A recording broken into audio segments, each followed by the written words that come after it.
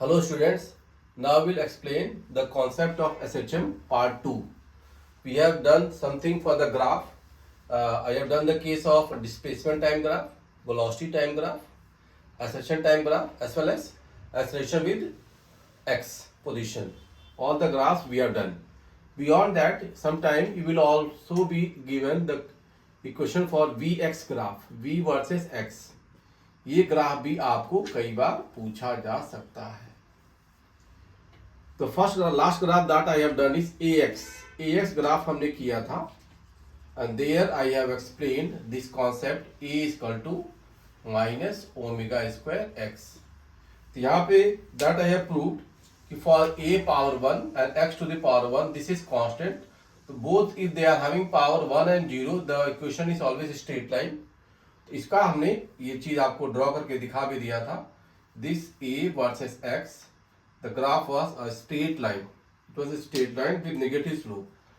The straight line with negative slope happens to be like this. ये होगा AX का graph. And this is the angle theta. Total angle theta is happening. This is x. That is for A. यहाँ पर आप जान क्या रहे हो, जब आपका x नेगेटिव होगा तो A पॉजिटिव होगा और x पॉजिटिव होगा तो A क्या होगा, नेगेटिव होगा. That is why there is a minus sign but it is a straight line. अब मुझे ये चीज देखनी है Vx ग्राफ कैसा होगा, how it will be the Vx graph. तो Vx ग्राफ को भी हम लोग चेक कर सकते हैं and how I will see this. थोड़ा ध्यान देना.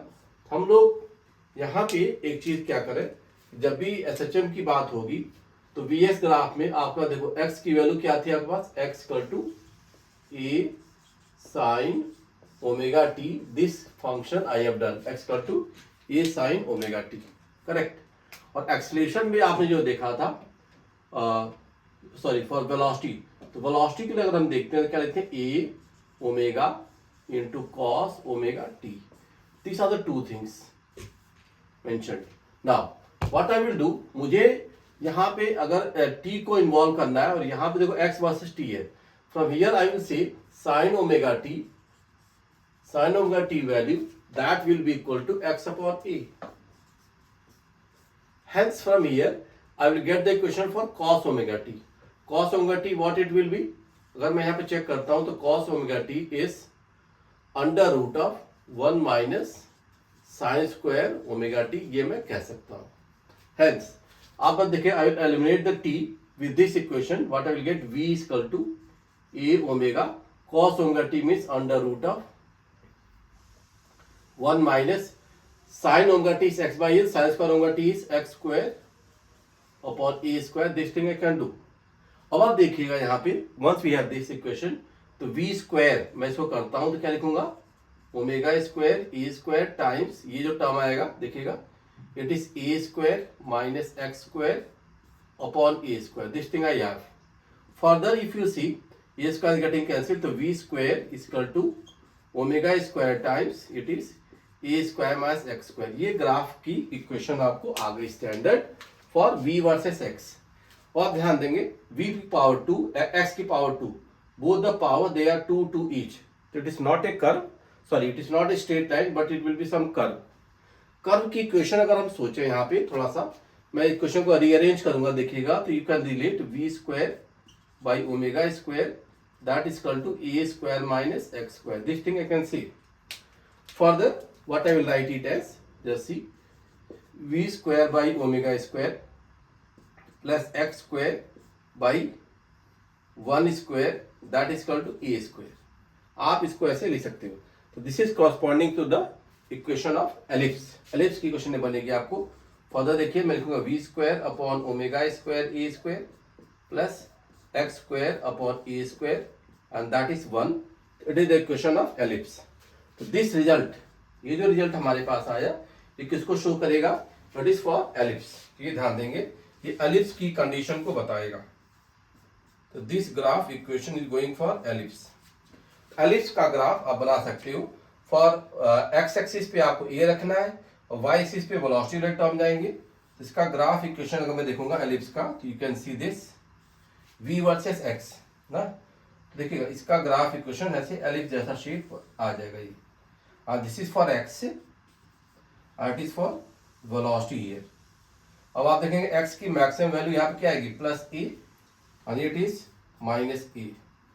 और एस ये रिजल्ट आप वी में ऐसे पाओगे। तो मैक्सिमम स्पीड जो आएगी यहाँ पे, that value you can also see the speed. अगर यहाँ पे आप देखोगे तो वी मैक्स, तो यहाँ पर आप ध्यान देना, जब मैक्सिमम स्पीड की बात हम करेंगे तो एस को जीरो कर दो, तो it is omega into a, तो it is omega into a. And v minimum जब करोगे तो एक्स की वैल्यू ए पे, तो वी मिनिमम इज जीरो। तो what can I see, just see यहाँ पे देखो एस की वैल्यू प्लस ए और माइनस ए पे जो होगा स्पीड जीरो हो जाएगी, और एक्स की वैल्यू जीरो पे स्पीड क्या होगी, मैक्सिमम होगी। तो this result for the ellipse equation graph that I can get, correct. ये थोड़ा ध्यान देना, एलिप्स में जो शेप होगा ये ऐसा भी हो सकता है, somewhere the shape can be this also, मतलब कौन सी वैल्यू ज्यादा है कौन सी वैल्यू छोटी बड़ी है, अकॉर्डिंग टू द एलिप्स ऐसे भी हो सकता है। देखें v वर्सेस x ना, तो डिपेंड करेगा x a and omega how their magnitudes are.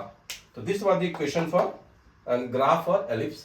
और ये स्टैंडर्ड इक्वेशन जो बनाई है ये भी काफी इंपॉर्टेंट होता है, इसको भी आप यूज कर सकते हैं, because for any value of x will get the value of velocity. और यहाँ पर हमने ये तो मिल ही गया था हमको x के लिए।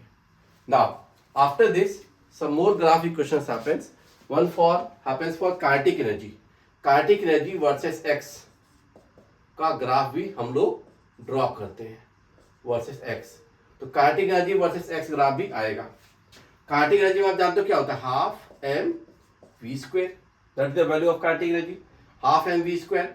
Now you see v square की वैल्यू आपको मिल चुकी है, तो क्या हो गया, half m v square is omega square times a square minus x square. अब आप इसमें जो ग्राफ देखोगे तो काइनेटिक एनर्जी टर्म को ही मैं लिख दिया हाफ एम वी स्क्वायर, तो काइनेटिक एनर्जी इसको मैं वाई एक्सिस पे ले जाऊंगा तो क्या आ गया, half m times omega square into a square minus x square. ये टर्म आप देख लीजिए। तो हियर देखो इसको आप वाई एक्सिस पे ले जाओ, तो इस पे काइनेटिक एनर्जी की पावर 1 है और एस की पावर क्या आ गया, 2 आ गया। तो ये जो कुछ इक्वेशन आया ये पैराबोला जैसी बात करेगा, it will define for parabola, क्योंकि देखो काइनेटिक एनर्जी वाई एक्सिस पे पावर 1 है और ये टर्म ऐसे जाएंगे। तो इसका ग्राफ भी आप थोड़ा सा देख सकते हो, m omega square that is again remaining constant, m is constant, omega square is constant. और फिर से आप देखते हो एक्स की वैल्यू ए पर काइनेटिक एनर्जी जीरो और एक्स की वैल्यू जीरो पे काइनेटिक एनर्जी इज मैक्सिमम। तो this parabola equation will go like this, ऐसे आएगा देखिए आप, क्योंकि एक्स की value either for minus A or for plus a, this graph for kinetic energy will be equation value will be 0। तो s की value ये kinetic energy के टर्म जो देखोगे for x की वैल्यू 0 पर ये जो होगा kinetic energy इधर आ जाएगा, तो x पर 0 पर kinetic energy is maximum और this graph is parabola। तो this parabolic graph will happen for kinetic energy versus x, correct। तो आपके तीन इक्वेशन विद x के फॉर्म में आ गए, a versus x, v versus x and kinetic energy versus x। ये term आपको यहां से मिला। फर्दर यहीं पे एक और ग्राफ में देखूंगा, फोर्स से हम एनर्जी की बात करते हैं। One standard condition happens in SHM is the total energy remains constant, total energy remains constant which is the sum of kinetic energy and potential energy. तो मैं यहाँ पे कंजर्वेशन ऑफ एनर्जी की जब मैं बात करूँ तो F that is minus k x, इसको मैं अगर कंजर्वेटिव फोर्सेस वाला ऐड कर रहे हैं तो यहाँ पे वैसे क्या लिख पाऊंगा, देखिएगा total energy which is remaining constant is minus D you by D x. मतलब क्या, अगर उसमें काइनेटिक एनर्जी घट रही है तो पोटेंशियल एनर्जी बढ़ेगी, और फोर्स और इसमें रिलेशन जो आएगा हमेशा इस टर्म में दिखाई जा सकते हैं। From here if I draw the equation I will से डी यू दैट इज के एक्स इंटू डी एक्स, ये टर्म आपके पास आएगा। अब आप you can integrate both the functions here, के को बाहर ले लो, एक्स डी एक्स को इंटीग्रेट कर दो, तो डी यू की वैल्यू क्या होगी u and this term is half k x square, because x डी एस का फंक्शन क्या हो गया, एक्स स्क्वायर बाई 2 आ गया। तो आपको ये ग्राफ आ गया for potential energy versus x. तो potential energy versus x graph is for this. आप भी ध्यान देना, पोटेंशियल एनर्जी में हाफ के एक्स स्क्वायर आएगा और एक्स की वैल्यू आप कहां से कहां तक लाओगे, 0 से a तक इसकी वैल्यू को ले जाओगे, लिमिट जो आएगा कि मैक्सिमम एम्पलीट्यूड ऐसा ही है। तो दिस कंडीशन आई कैन सी। अब इस रिजल्ट को अगर मैं ग्राफ में ले जाऊंगा, थोड़ा सा देखिएगा यहीं पे स्पेस में इसको एडजस्ट करता हूं, तो what I will see for x 0 पे अगर देखोगे तो पोटेंशियल एनर्जी 0, और फिर से एक कर्व में देखोगे आप तो ये u पे पावर 1 है तो x की पावर 2 जा रहा है, तो again it is a parabola, और x 0 पे तो पोटेंशियल एनर्जी 0, तो कर्व इक्वेशन ऐसा कुछ बन जाएगा। For this current equation if you see, तो फॉर x 0 पे पोटेंशियल एनर्जी 0, और ये यहाँ पे कहाँ से कहाँ तक वेरी कर रहा है, plus a to minus a, from minus a to plus a. ये क्वेश्चन आपका पोटेंशियल एनर्जी का आ जाएगा। तो potential energy versus x, kinetic energy versus x, all these 4 graphs that I have draw. तो ये ग्राफ की जो पोजीशंस है और उनसे रिजल्ट को हम लोग कहीं पे भी निकाल सकते हैं। Now once I have this graph equations, तो थोड़ा ध्यान देंगे आप, ये जो ग्राफ इक्वेशन आ गई इसको मैं एक न्यूमेरिकल रिजल्ट से भी रिलेट करूंगा, तो you will have a better idea ना हम इसको कैसे लिखें। I will take the previous equation only, जो प्रीवियस इक्वेशन हमारे पास आई थी उसको भी यूज किया जा सकता है। वो प्रीवियस इक्वेशन मैंने जो फर्स्ट लेक्चर में लिया था, वहां पे एक्स की वैल्यू क्या लिखी थी, 20 sin 50 pi t। That equation was 20 sin 50 pi t। I take the same equation x equal to 20 sin 50 pi t, इसको मैं रखता हूं। Mass of the body I am taking as 3 kg। I take the body undergoing suction, it is having the mass of 3 kg। पर 3 kg का मास है, तो अगर इस क्वेश्चन में पूछ दिया जाए कि what is the kinetic energy maximum, तो that value you can say, तो वैल्यू क्या होगी मैक्सिमम काइनेटिक एनर्जी, रिजल्ट निकाल सकते हो। That will be half m omega square into a square, that will the value of maximum kinetic energy. Now you know the value of m omega and a everything, kinetic energy maximum you can see. Again you can go for the potential energy, that is half k a square, it is for potential energy। now I say this kinetic energy and potential energy terms, both the values maximum of kinetic energy is always equal to maximum of potential energy। तो मैं इन दोनों equation में एक चीज क्या पाऊंगा, देखिएगा हमने पहले भी बताया था ओमेगा स्क्वायर वॉस के बाई एम। तो अगर आप देखो के की वैल्यू को मैं क्या ले सकता हूं, m omega square. Even potential energy is the same value, potential energy maximum की बात अगर मैं करूंगा तो भी क्या आएगा, half m omega square into a square. तो potential energy maximum kinetic energy maximum both are same, समझ गए। इस इक्वेशन में रिजल्ट डाल के कुछ भी रिजल्ट पा सकते हैं। हाँ, यहाँ पे एक और ग्राफ आता है टोटल एनर्जी वर्सेस एक्स में, तो टोटल एनर्जी वर्सेस एक्स का भी ग्राफ आपको कई बार ड्रॉ करने को आएगा। तो ध्यान देना, अगर मैं टोटल एनर्जी की बात करूं तो आप जान लेते काइनेटिक एनर्जी की general value function of x में क्या था, half m omega square times a square minus x square, that was for the kinetic energy as a function of x. Potential energy as a function of x देखो, half m omega square, ये के हो गया, half k x square में ये value मैं लिख सकता हूं। अब आप देखिए, अगर मैं दोनों में टर्म में देखो, इफ आई ऐड, अब दोनों को ऐड करिए तो total energy which is sum of kinetic energy plus potential energy, और इसको आप ऐड करोगे तो what the result you will have, देखिए यहाँ पे एक्स स्क्वायर गॉट्स कैंसिल, तो half m omega square into a square, ये रिजल्ट आएगा आपके पास, x square got cancel, and this is itself the half k a square. तो थोड़ा ध्यान दें, आपको रिजल्ट ये वैल्यू मिलेगी, हाफ के ए स्क्वायर ये आ जा रहा है। तो total energy is constant with x, total energy is constant with x, और उसकी वैल्यू जो होगी कांस्टेंट कितनी होगी, हाफ के ए स्क्वायर आएगी। इस रिजल्ट को भी हम लोग थोड़ा सा ग्राफ में बना सकते हैं, रिजल्ट को कर सकते हैं। तो लेट अस सी, मैं इस ग्राफ इक्वेशन को कैसे लिखूंगा, that also I will draw, correct. तो थोड़ा सा यहाँ पे हम लोग इसको भी लिखते हैं टोटल एनर्जी को, तो टोटल एनर्जी ग्राफ को मैं यहाँ पे ड्रॉ करूंगा, and that thing you will relate, किसका टर्म क्या हो रहा है, रिमेनिंग कांस्टेंट रह रहा है। मतलब क्या हो रहा है, total energy is either maximum of potential energy और मैक्सिमम ऑफ काइनेटिक एनर्जी, और रिजल्ट क्या रहेगा इसका, सेम रहेगा। तो इसको भी हम लोग ग्राफ को फंक्शन जो है वैरिंग विद एक्स में रिमेनिंग कांस्टेंट हो जा रहा है, और रिजल्ट कैसे पाओगे आप, हाफ के इंटू ए स्क्वायर। तो थोड़ा ध्यान दें, क्योंकि यहाँ मैं जोड़ के दिखा भी चुका हूं, और दोनों का टर्म जोड़ के M omega square a square लिखो, या हाफ के ए स्क्वायर, ये के वैल्यू है, एम ओमेगा स्क्वायर को हमने क्या लिख दिया, के वैल्यू लिख दी। तो टोटल एनर्जी वर्सेस एक्स का अगर ग्राफ देखोगे तो this is total energy versus x, it will always remain constant. तो ये टर्म हमेशा हमारा कांस्टेंट रहेगा टोटल एनर्जी का, it is varying between the values minus a to plus A, correct. अगर मैं यहीं पे पोटेंशियल एनर्जी को दिखाऊंगा तो ऐसे दिखाऊंगा, it is for potential energy. And यहीं पे मुझे काइनेटिक एनर्जी दिखाना है तो मैं काइनेटिक एनर्जी ग्राफ को ऐसे दिखा सकता हूँ। तो all the three graphs are mentioned here. तो आप देखें, this one was for potential energy, it is for kinetic energy, it is for third one is for total energy. तो तीनों ग्राफ इक्वेशंस भी कई बार आते हैं, they are important and we can see. तो ये तो हुई हमारी एनर्जी की बात और उसके variations how they are going with x. बस एक चीज ध्यान देना कि total energy remains constant, this value remains constant. ये हर पॉइंट पे कुछ भी हो लेकिन ये टर्म हमेशा क्या रहेगा, कांस्टेंट रहेगा। ये हम कर सकते हैं। नाउ आफ्टर दिस कई बार क्वेश्चंस में क्या पूछता है कि एसएचएम को प्रूव करने के लिए, prove that this motion is SHM. SHM को जब भी प्रूव करना होगा उस रिजल्ट को कैसे किया जाए, that is also very important.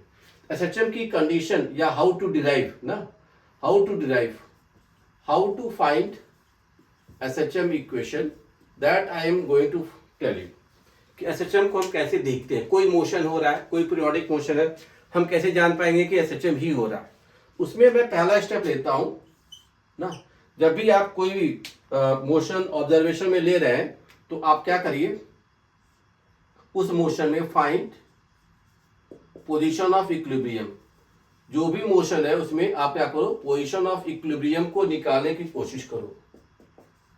Find out the position of equilibrium, कहां पे इक्विलिब्रियम हो रहा है ये देखिए। जहां पे नेट फोर्स 0 हो रहा है उस मोशन में उसकी एक्स की वैल्यू चेक करो। तो जब भी आपको पोजीशन ऑफ इक्विलिब्रियम मिल जाए तो सेकंड स्टेप में क्या करो, जहां पे इक्विलिब्रियम मतलब नेट फोर्स क्या होगा 0, जहां पे एक्सेलरेशन की वैल्यू क्या हो रही है 0 हो रही है। अब आप क्या करो, डिस्प्लेस द पार्टिकल और object, displace the particle by small x from equilibrium.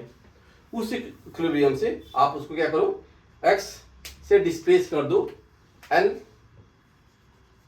Set free. Displace करिए, उसको फ्री छोड़ दीजिए। उसके बाद जब आप सेट फ्री करोगे तो तीसरा स्टेप क्या आएगा, find the restoring force, find the restoring force.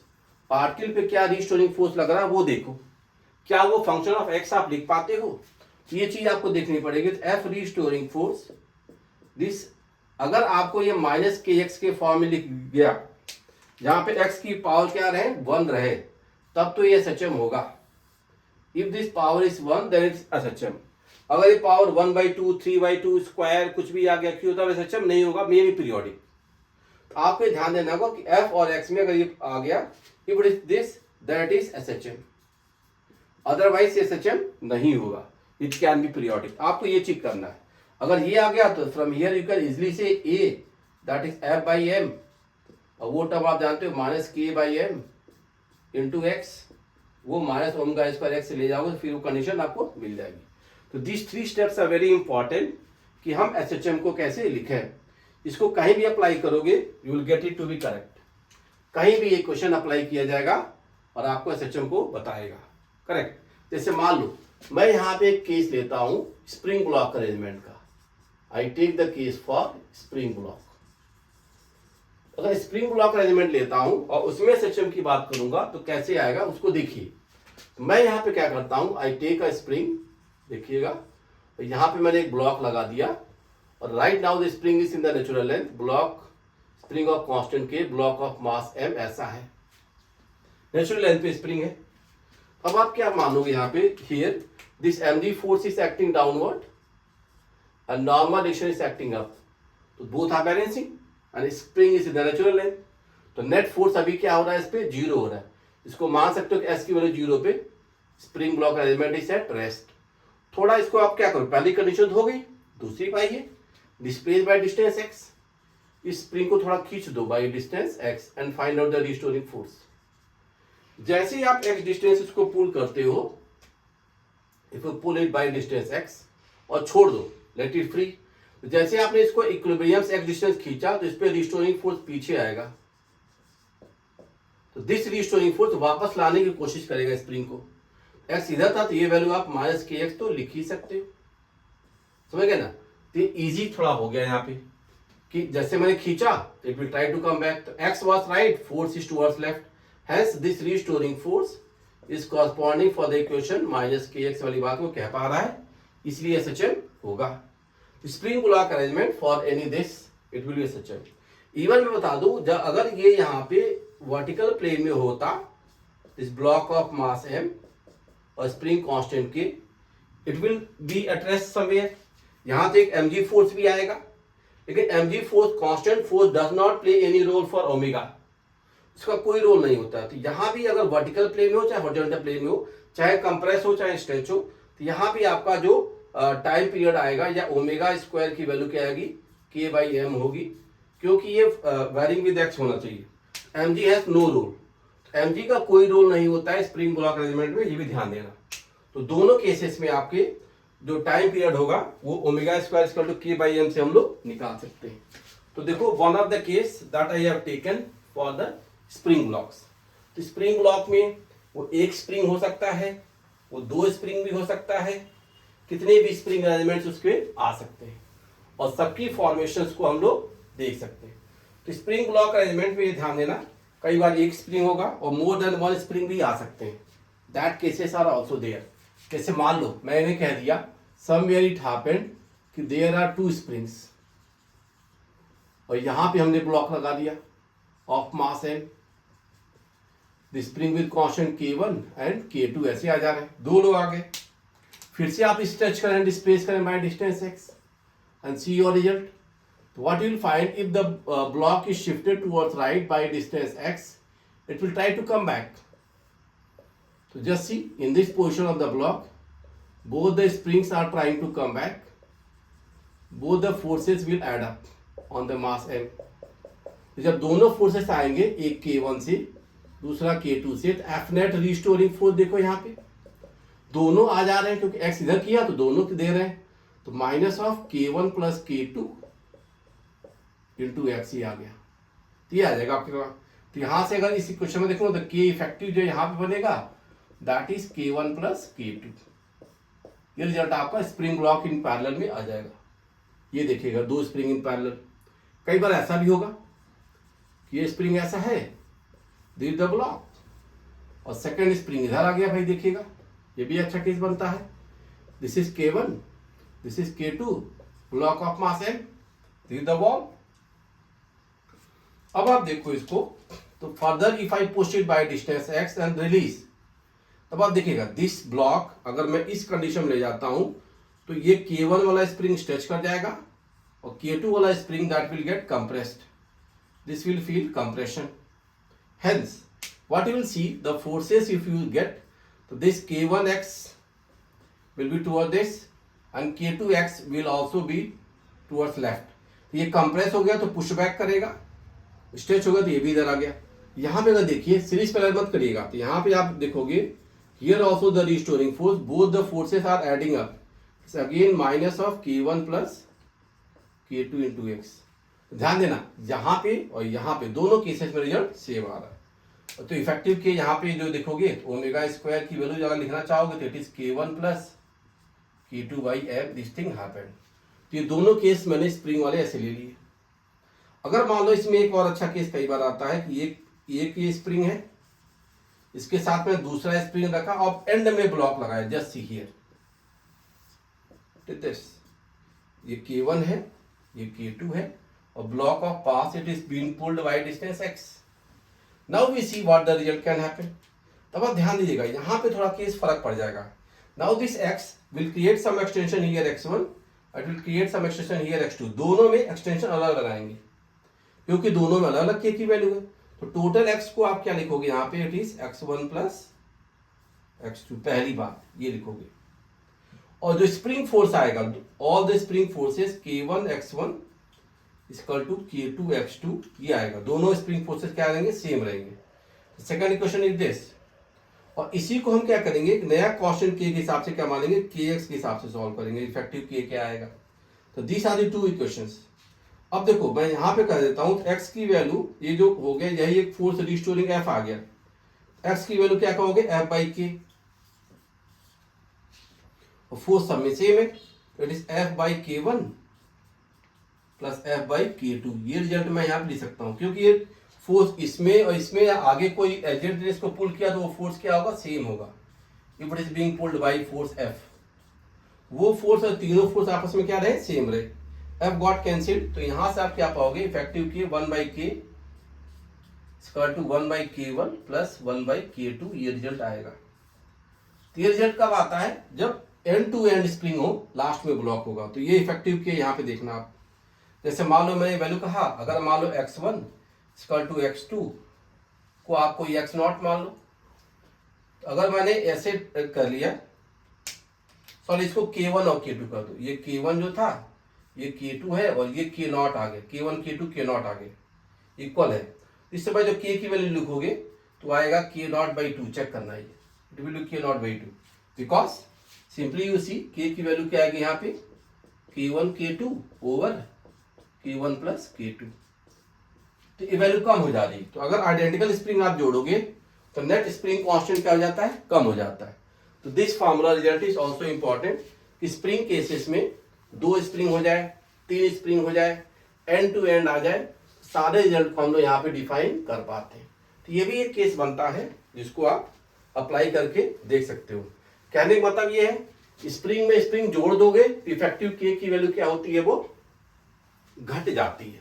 Identical 2 spring जोड़ दिए तो k/2 हो गया, 3 स्प्रिंग सीरीज में जोड़ दिए तो k/3 हो गया, like that you have to keep in mind. Parallel में जोड़ोगे तो जुड़ जाते हैं, यहाँ पे वैल्यू क्या होती है, 1/k के फैक्टर से चलेगी। स्प्रिंग ब्लॉक पे ध्यान देना, ग्रेविटी से कोई रोल नहीं होता है फॉर ओमेगा, हाँ gravity will simply change the position of equilibrium. तो k के इफेक्ट को आपने ऐसे देखा। नाउ इसी में बस मैं एक चीज और एक्सप्लेन कर देता हूं, क्या, सिंपल पेंडुलम का case, how does it happen here the SHM in simple pendulum. तो सिंपल पेंडुलम में SHM how it will happen, that also we can see, it is also the case, the practical भी इसमें होता है आपका school में, उसको हम लोग देखते हैं। In simple pendulum arrangement what happen, there is a bob of mass m attached with a thread and this is the length of the pendulum. Right now it is in this condition, length of the thread is L, तो यहाँ पे placed है। तो simple pendulum में SHM वाली बात कैसे होगी वो देखा जाए। Right now if it is at rest, तो mg force will be acting downward and tension will act up, both the forces will balance each other, यही इसका इक्विलिब्रियम पोजीशन है। अभी हमने जो क्वेश्चन डाली थी, displace the particle by distance x and find out the restoring force. तो मैं इसको थोड़ा शिफ्ट करूंगा, I will displace the thread with the ball या बॉब बाय डिस्टेंस x। तो थोड़ा डिस्टेंस x से मैं इसको शिफ्ट करता हूं, जैसे देखिए आप, एंड रिलीज। यहाँ पे तो 0 था, यहाँ पे x की वैल्यू 0 थी वर्टिकल में, तो sum of all the forces were 0, तो यही पोजीशन ऑफ इक्विलिब्रियम था। Now we shifted and this angle is say theta. Now यहां से अगर आप रिलीज करते हो तो देखो mg force is acting downward, tension is this, tension का कोई रोल इसको वापस लाने में नहीं होगा, because just see tension is perpendicular to this line curve, इसका कोई रोल नहीं होगा। Only component of mg will try to make it come back. If this angle is theta, तो आप देखिएगा the whole force is mg is downward, तो one component of mg force is mg sin theta, जो कि इसको वापस लाएगा, और mg cos theta will balance the tension. तो आपने अगर x डिस्टेंस डिस्प्लेस किया तो restoring force is mg sin theta, जो इसको वापस ला रहा है। F रिस्टोरिंग फोर्स अगर आप यहां देखो तो क्या आ गया, वो mg sin थीटा आएगा यहाँ पे, और mg cos theta will balance tension. इसी को आप m into a से इक्वेट कर दो रिस्टोरिंग फोर्स को, you will get the results correct. अब थोड़ा ध्यान देना यहाँ पे, अगर मैं ये ट्रायंगल लेता हूं, दिस ट्रायंगल, ये थीटा हो गया, ये x हो गया, this length is L, mg sin theta को मैं क्या लूंगा, sin थीटा क्या लूंगा, x/L, and that is m into a। मैं ऐसा केस ले सकता हूं, sin theta for this triangle is x/L, mm got cancelled. Now you see a की वैल्यू क्या आ गई, g/L into x। Just see, वह देखिए हमने इसको x किधर दिया, right, acceleration is towards left, they are opposite in direction a and x, hence I will put a minus sign. तो आपके एक्सेलरेशन की वैल्यू इस केस में क्या आ गई, a equal to minus g/L into x। अगर आप फर्दर इसको देखो तो what you will say, a equal to minus omega square x से कंपेयर कर दो, ओमेगा स्क्वायर की वैल्यू क्या आ गई, this from here you will get omega square as g by l, corresponding time period is 2 pi by omega, that is under root of l by g. तो ये result आपको मिल गया for time period of simple pendulum. देखो properly मैंने define कर दिया, वही 3 equation से हमेशा हम इसको फाइंड आउट कर सकते हैं। ये भी थोड़ा ध्यान देना, this length of pendulum it is valid in when the system is at rest. मान लो लिफ्ट वगैरह में डाल दो तब इसका इक्वेशन ऑफ मोशन को होगा, वो भी बन सकता है। किसी भी लिफ्ट अरेंजमेंट में क्या होगा, जी की वैल्यू जी डैश हो जाएगी, तो g becomes g dash in lift arrangement. तो फिजिक्स के फॉर्मूले में जहां भी जी आए उसको जी डैश में आप कन्वर्ट कर दो इन एनी एक्सिलेटेड फ्रेम। तो जी डैश जब होता है तो आप जानते हो जी डैश की वैल्यू जी प्लस ए होगा वंस ए इज अप, और ये जी डैश की वैल्यू जी माइनस ए होता है वंस ए इज डाउन। ये फार्मूला स्यूडो फोर्स से हम लोग बना सकते हैं। तो कहीं भी फिजिक्स में कोई फार्मूला हो, जब आप उसको एक्सिलेटेड फ्रेम में ले जाओ इन लिफ्ट और एक्सिलेटेड फ्रेम, तो ये रिजल्ट आपका हमेशा सही होगा। This thing we have to do, g plus a और जी माइनस ए से हम इसको कर पाते हैं। और ये भी ध्यान देना, ये जो formula it is true only when this length L is much less than radius of earth. अगर ये बड़ा हो गया compare to radius of earth, भी कुछ क्वेश्चन आते हैं, नॉर्मल क्वेश्चन तो ऐसे हो जाएंगे आपकी, वो कर लेना। अगर ये length is compare to the radius of earth आ गया, l is similar to the radius of earth, अगर ऐसी कोई बात हो जा रही है रेडियस ऑफ अर्थ में ये जा रहा है, तब हम क्या करेंगे देखिएगा, तो ये एल डैश हो जाता है, इफेक्टिव लेंथ जो होता है एल डैश हो जाता है। हम क्या लिखते हैं 1 by L dash is 1 by L, जो लेंथ दिया रहेगा प्लस 1 बाई आर। इस फॉर्मूले से आप निकालोगे। अगर लेंथ ऑफ रेडियस ऑफ अर्थ आप खुद जानते हो 6400 किलोमीटर है, उस केस में फॉर्मूला ये चलेगा, और इस केस में जो रिजल्ट आएगा time equal to 2 pi under root of l dash upon g बनता है। ये रिजल्ट भी किया जाता है जब लार्ज हो जाए। जैसे मान लो कई बार कहते हैं कि लेंथ ऑफ पेंडुलम इनफाइनाइट हो जाए, लेंथ एल को इन्फिनिटी कर दो यहाँ पे, तो आपका 1 बाई एल डैश जो देखोगे तो 1 upon l dash equal to 1 upon infinity plus 1 by r. तो आपका यहाँ से क्या आ गया, l dash equal to r आ जाएगा, l dash equal to r आ जाएगा। और एक्सेप्टेड फ्रेम वाला बता दिया।